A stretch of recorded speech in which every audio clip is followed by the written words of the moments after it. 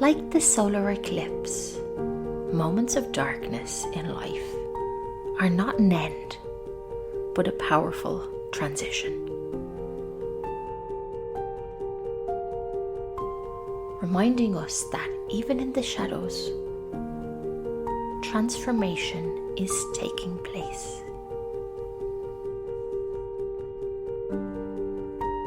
And the light will always return, stronger than ever before.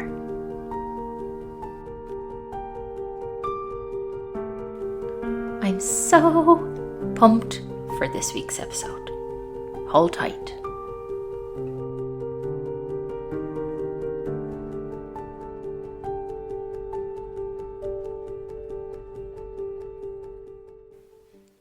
Hello everyone, I'm Sarah, and I'm so glad you've opened your ears and taken the time to listen this week. For those of you who don't know, there's a partial solar eclipse on the 29th of March. Today's Thursday the 27th, so in 2 days there'll be a solar eclipse, a partial one. And it'll be visible, partially visible, across Spain and Europe. If you just check on Google or any AI search engine, you'll be able to see if you can see it from where you are. It's associated with themes of new beginnings, personal transformation, and brave initiatives.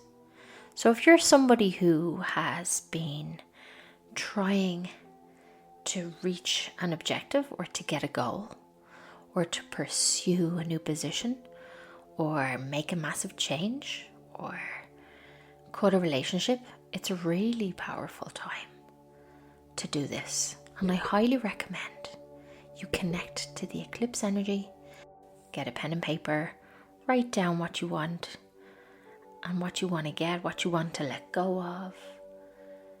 Anything at all. Journaling is so powerful.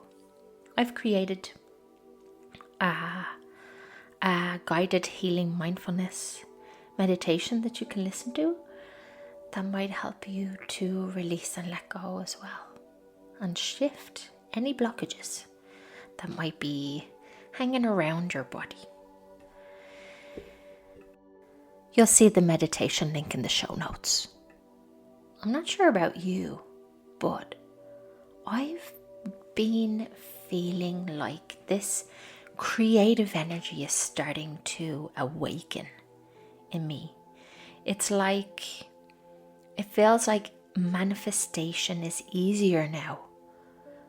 I don't know if this has ever happened to you, but have you ever thought that, I'd love whatever, like an ice cream, or I'd love, I don't know, whatever it is, and then it just happens? Well, that's been happening to me a lot. So I think it might be this creative energy, this new feminine, creative manifestation, divine feminine energy that we're all in now.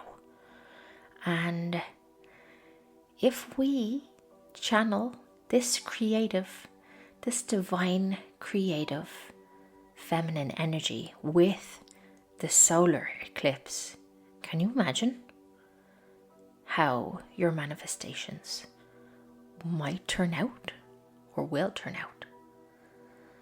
So I want to read something. I'm so excited. I have so many things to say.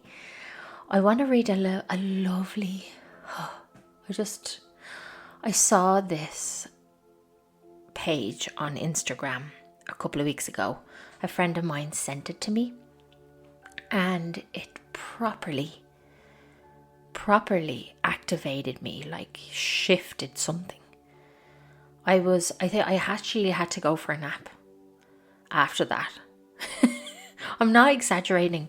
So I'm going to read it to you. Hold on a sec.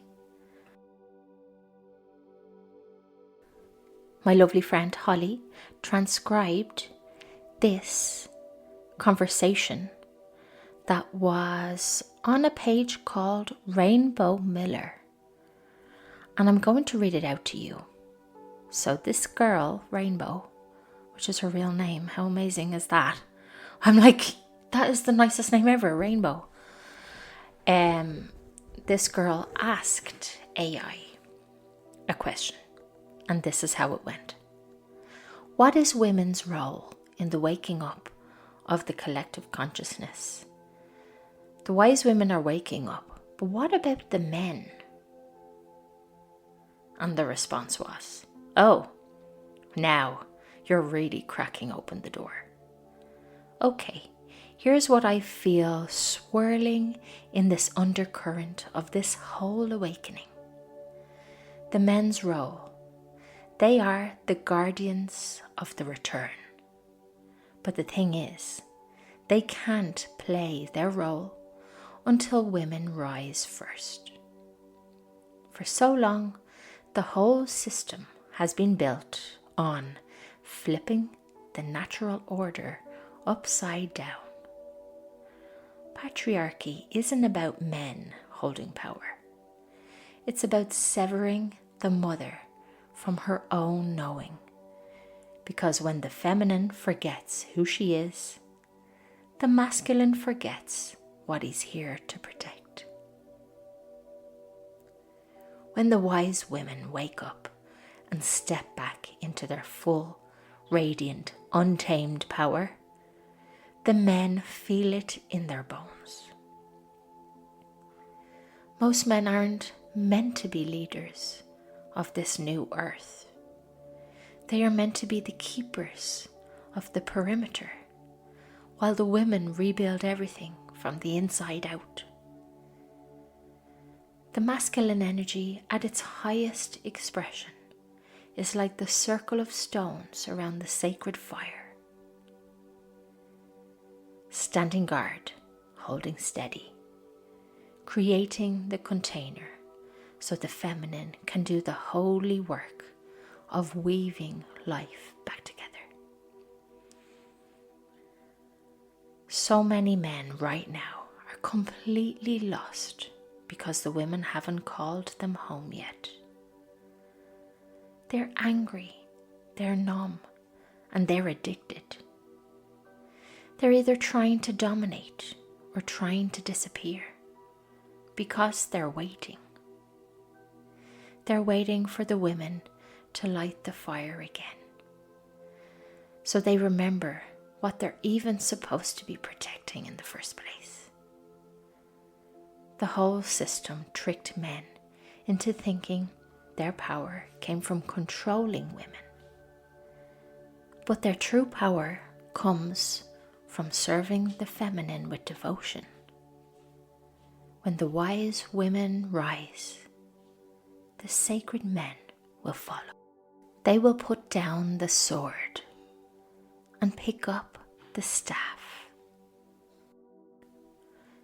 They will become the firewood gatherers, the well diggers, the storytellers, the protectors of the unseen.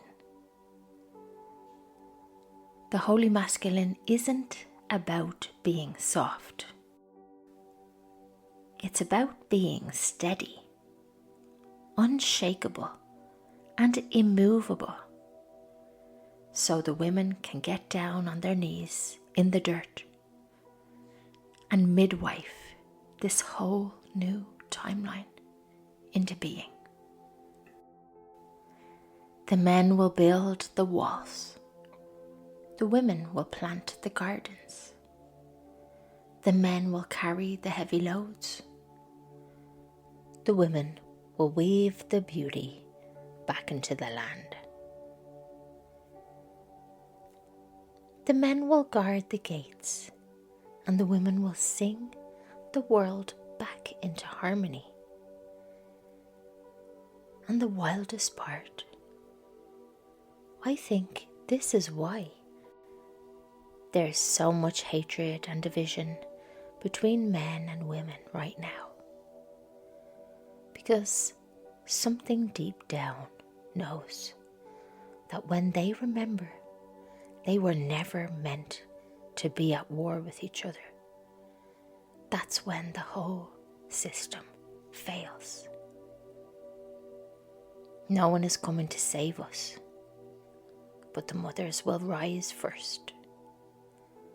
The men will stand behind them, not because they're weak, not because they're lesser, but because the feminine always opens the portal and the masculine always holds the line. The women rise first. The men will follow, not because they're lesser, but because they are waiting to guard the gates, while the women sing the world back into harmony. How powerful is that? It literally moved generations of energy within my DNA and soul.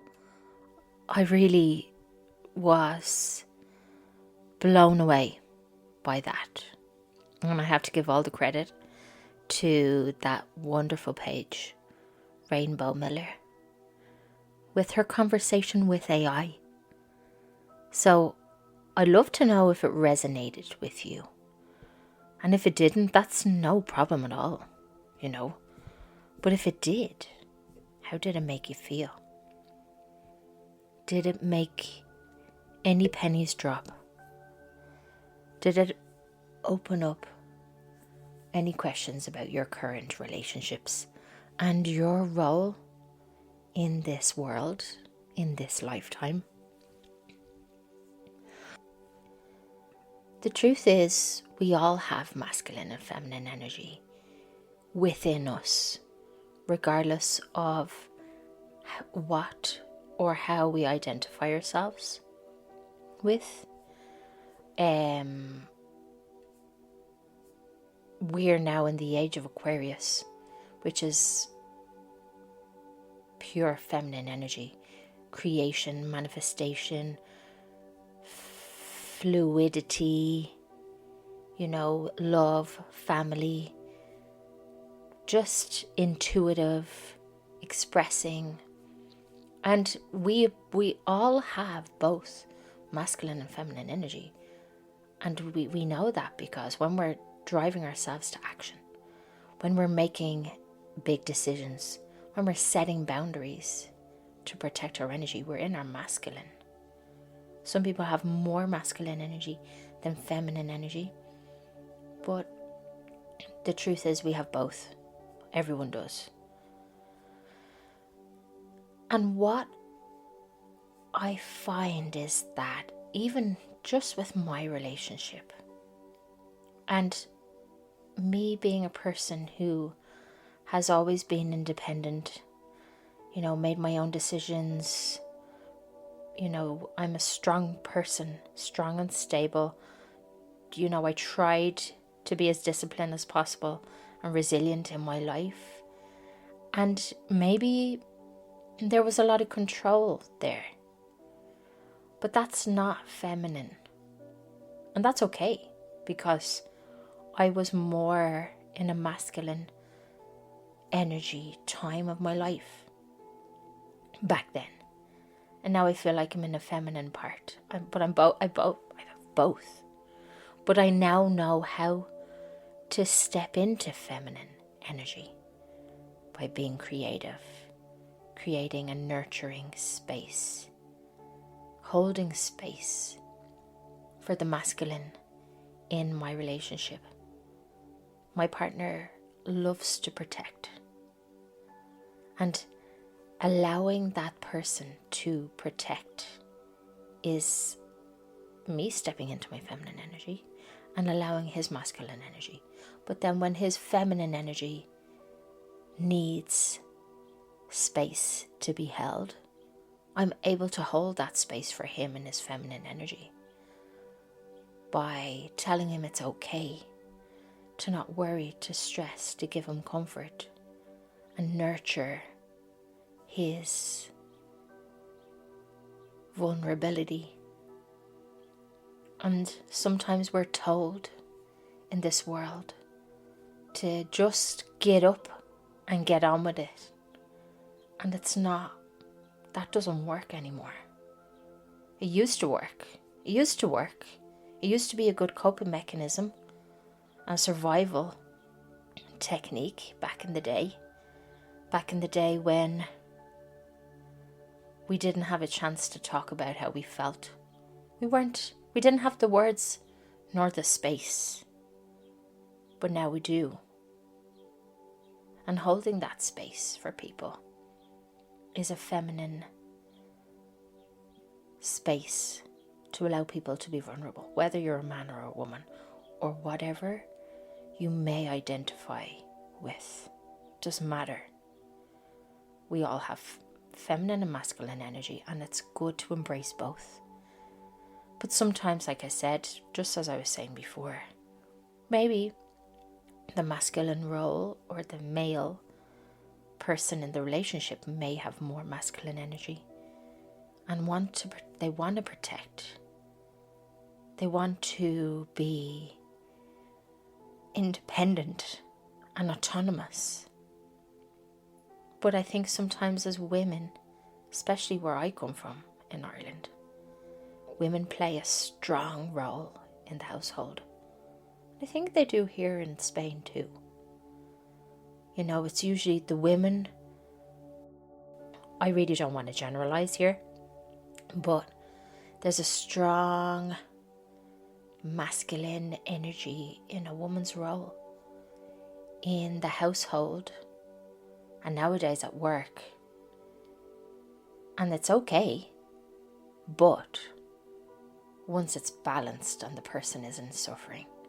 Because when we take on too much, whether you're a man or a woman, where you're paying all the bills and you're organizing the kids, doesn't matter if you're a man or a woman or what, or if you identify as a they, but if you're doing everything and your feminine energy isn't being supported, or there isn't space for you to rest in your nurturing feminine energy, well then you might start to feel the toll.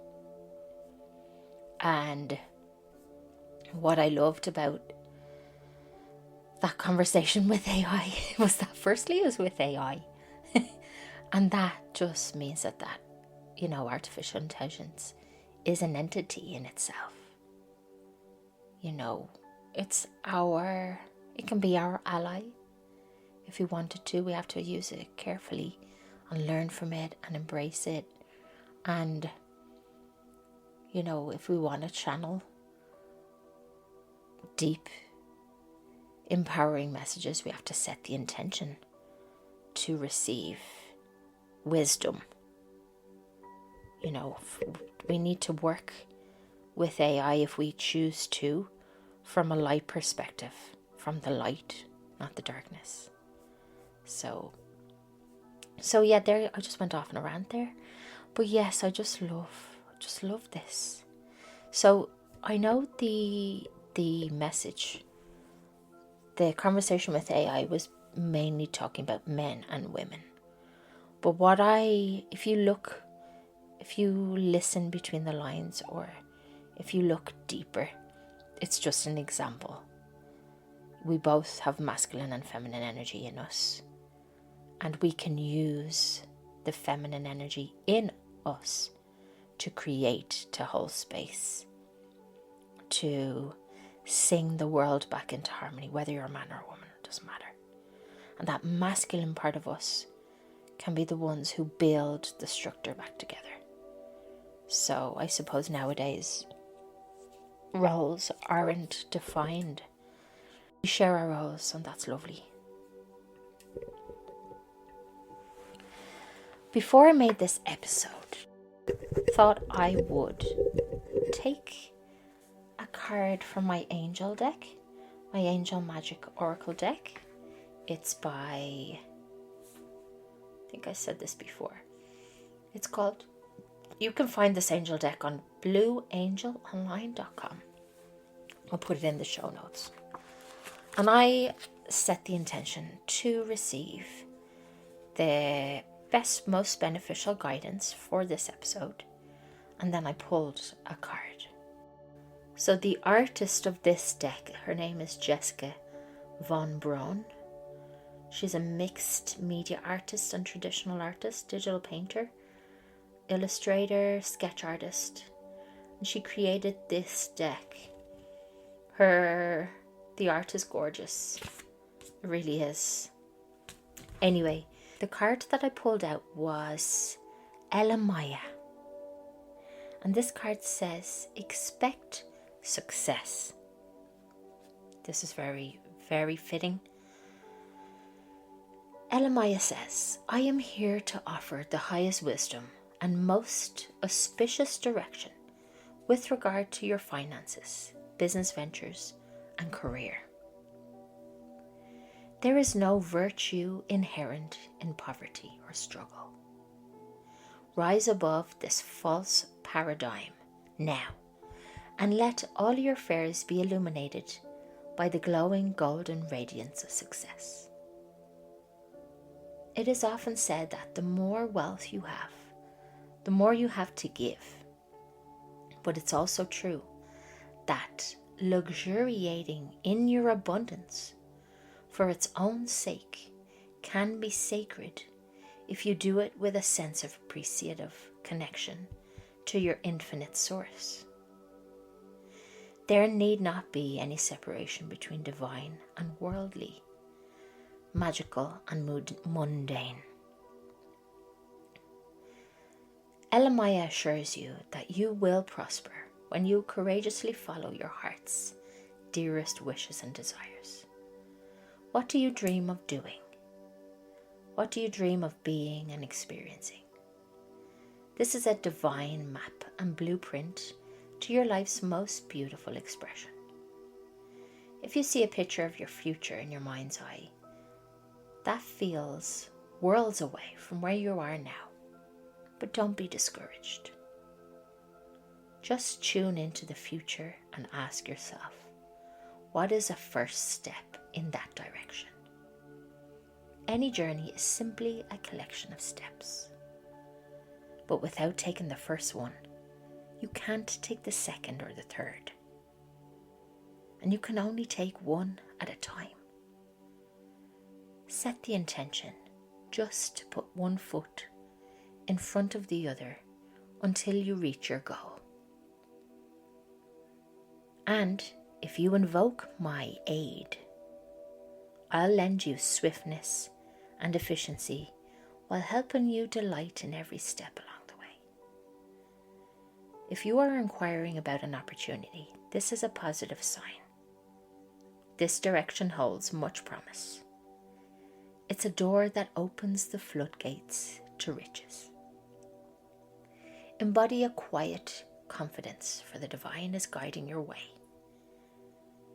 Your fondest hope, or something even better that you haven't considered or conceived of yet, is naturally finding its way to you now. So, relax, take action, and as you feel guided and feel secure in a sense of joyful anticipation,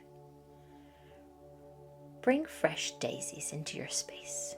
Grow some in a pot, or plant some in your yard. Invoke Elamaya and ask her for help with career, money, or life direction. Smile and expect success. Isn't that a lovely name, Elamaya? Gorgeous. So I hope that resonates, and if it doesn't, that's okay. Take what resonates, let go what doesn't, because not everything will always resonate. The thing that I got mostly from that card was that we have so much wealth all around us that doesn't have to be monetary. And I know this is annoying for people who are struggling with money, or if they're struggling, to pay their bills or whatever. This is probably the last thing that people want to hear. But if we look around and we say thanks and be grateful and give gratitude for the little things, the big things will come. And maybe we may not even need those big things anymore because we're so grateful for the little things. Just that little time we spent watching a movie, all the family together. Or that little present my neighbour left me. Or the little car space someone held for me. Somebody held the door open for me. Those tiny little things are little things to be grateful for. And the more we focus on those little things, the more we focus on our energy and our vibration and our frequency, and the more we lift that frequency, the more we'll attract the things that we want. But we have to be happy with what we have before. So, solar eclipse energy at its finest. Get your pen and paper out and write down what you want. If there's anything you want to let go of, get that paper out too. If there is a relationship you'd like to cut, just sever the cords. Visualize a cord between you and that person who you'd like to get rid of, between that issue and how you're connected to it. We're all quantum entangled to people, places, and things. And you can imagine that there's like an invisible cord that connects us to people, places, and things, and issues, and stories. But we can cut that cord and leave the past in the past. Let go of that relationship. Disconnect from the energy of that problem or issue. And free ourselves from things that are just not welcome in our lives anymore. Cut the cord. Literally imagine, use your 2 fingers in the air and cut those cords. And repeat to yourself, I cut the cords between this person and me. And thank you for being in my life. Thank you for teaching me this. Thank you for that. I now release you out of my life. And thank you for leaving. It's always good to be grateful for the things that we've learned, especially when it's in a non-desirable situation. Sometimes the worst times of our lives are the biggest learnings, and we gain so much more patience, so much more understanding. We now know what we want and what we don't want. We know how to look at a thing deeper. There's so much learning from hard times. So we can thank those hard times and let them go. Cut the cords and away they go. And if it helps to burn the paper that you'd like to write down that you're letting go of, well, burn it. Burn it in a safe place. If you're enjoying this podcast and finding value in it, I'd be so grateful if you could take a moment to either rate, like, or leave a review depending on the platform you're listening on. Your support helps this message reach more people who might need it, who might be struggling, or who might feel heard. We can create a ripple effect of healing and transformation, all of us together, just by spreading the word, holding space and being there for each other. So thank you for rating and liking and leaving a review. If you have already, I appreciate it so much. And thank you for being part of this awakening journey. I appreciate you more than words can say. Now, I would like to recommend an album. I was going to recommend a song, but I thought, no, I'm going to recommend this album. This lady is a renowned British singer and songwriter. often considered a feminine figure, and I thought she fitted this episode today. Not just because of her music, but the way she embodies strength, grace, and vulnerability in her artistry. You don't have to be a woman to enjoy her music. I recommend listening to it whether you're a man or a woman or who you identify with. This artist's smooth, sultry voice, combined with her jazz, soul, and R&B music influences, has a distinct femininity to it. Can't say that word. Femininity. Her vocal tone is warm and emotive. Can you guess who she is? Any idea?